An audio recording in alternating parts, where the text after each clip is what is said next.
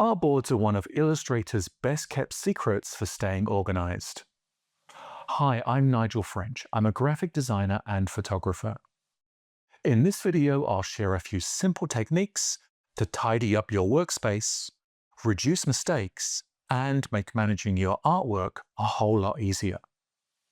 Let's get started. On the Artboards panel, I can lock artboards selectively. For example, if I want to focus on Artboard 1, I can lock Artboards 2 and 3.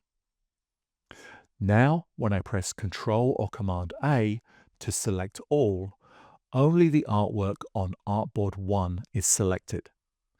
This lets me focus on a specific artboard and is a safer way to work. Artboards are easy to rename, either using the Properties panel, the Artboards panel, or directly on the canvas.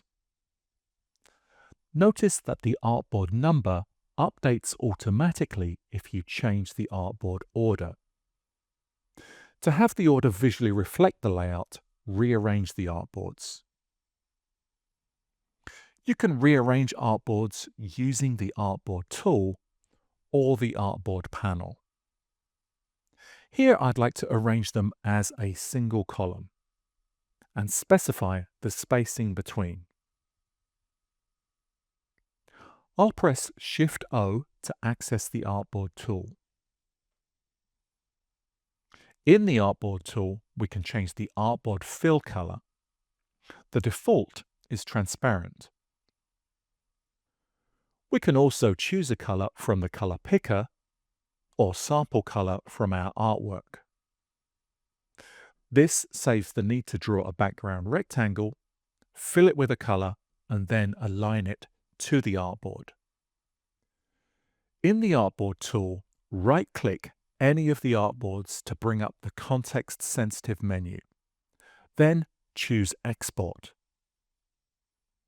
Select which artboards you want to export and what file formats and scales you want to export them to.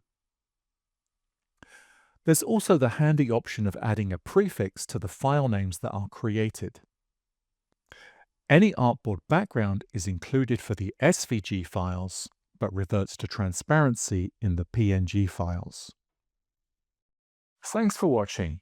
Give these tips a try in your next project and see how they can help you stay organized and focused.